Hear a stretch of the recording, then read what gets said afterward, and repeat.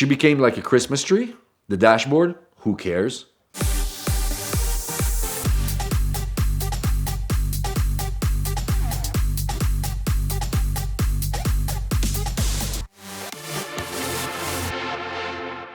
I come back from 2019 season, had a great year.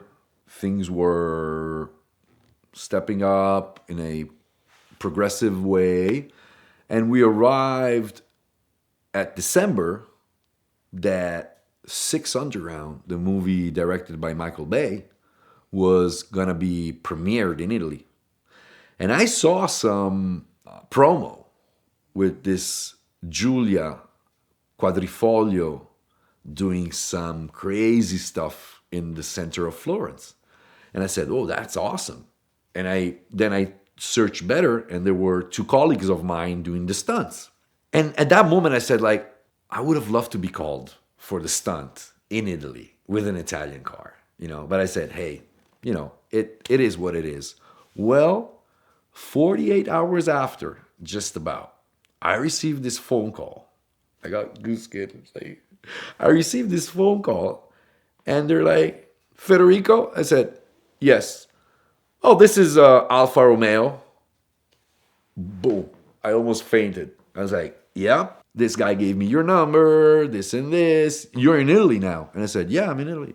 They asked me if I would be interested in showcasing to the executive team of Alfa Romeo what the car was capable of doing. And I was like, yeah, of course. I was a bit blown away. I didn't even know, how excited I sounded, because I was like, yeah, of course. Oh, the car needs this, the car needs that. So I said, yeah, bring it to my shop, and I check out the car. So the car arrived. I just checked her out generally, and it's a car that jumped downstairs and stuff like that. So you can kind of imagine. We started giving her love, putting like bumpers a little bit more better and this.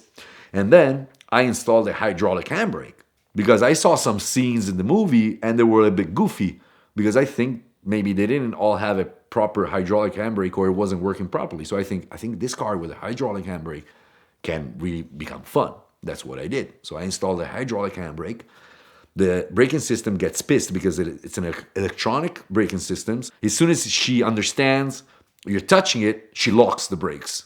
So that was fun. Then I had to call Alfa Romeo and tell them, hey, the car, when it goes sideways, she corrects the angle. It's an automatic traction control that instead of making both tires slip, one unlocks and brings the car back straight. So they said, I got a solution for you. And they gave me the number of this young gun that works in Alfa Romeo. They put it on dyno, on service mode. When they do the annual checking, you need to put this car on service mode for the dynos. And he told me, try now. She became like a Christmas tree. The dashboard, who cares? I mean, it's one of the most fun cars to drift with. Stock, 500 plus horsepower. She turns like, she's like a katana, like a sword. She's perfect in the front. She's amazing. So yes, I did fall in love with the Giulia. And maybe I'm giving you maybe a spoiler alert that could be coming for a future, for a future competition car. We'll stick with Fiorella still for a while, but I have a very, very strong consideration of making the next pro drift car a Alfa Romeo Giulia.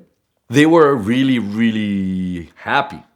So what happened? That they left me the car for all Christmas, that Christmas time. So I started having fun with the car, jumping down off hills with the car, and we did this very funny Christmas video where everybody or knocks, like completely hits the Christmas tree or does donuts around this Christmas tree. I said, everybody already saw that. So I just tried to arrive very delicate to the Christmas tree without touching it. And I arrived 2 centimeters more, and it looks like I arrive, boom, stop the car, and the Christmas tree goes down. And that scene was hilarious. It's so fun, it came out so fun, so natural. So I had so much fun with that car.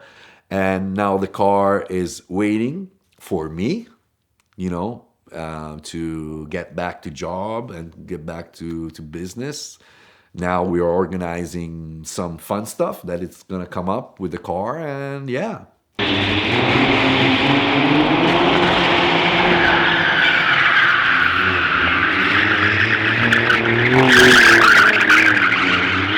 I show them some high-speed drifting, and I show them the fact that the car was capable of doing stuff. So they were really impressed. The thing they continue saying, like, of course they trust their car, but they never saw the car doing that. So they say, hey, the car stays together. The car stays together. You know, they were not worried that the car would have stayed together. It's an amazing car. It's an amazing, reliable car. But when you see it under stress, under drifting, it's different. You know, you're thinking about the overheating stuff. You're thinking about differentials, gearboxes, over revving, all the things that a normal driving would not make you do. So they were really happy. I brought them for a ride, of course, trying to make them feel, you know, step by step the thing, not trying to scare nobody. They were really, really impressed from the drifting as a sport done properly, and they were impressed on what their car was capable of doing. At a certain point, I asked them, so where were the other cars? That was half a day. We were in the event. And one of the managers looked at me, this is the only one left. Can you take care about it? I was like, what do you mean this is the only one left? Yeah, there was 7. We gave 7 for the movie and 6 were destroyed. I turned around and looked at her, and she looked like a Swarovski now. I was like, oh my God. Because I was driving her, sure that there were like another 6 of them that could have popped out at a moment or after. Riding walls, jumping stuff, you know, because I was always driving her like, who cares? Another one might pop out soon. So I realized it was just one.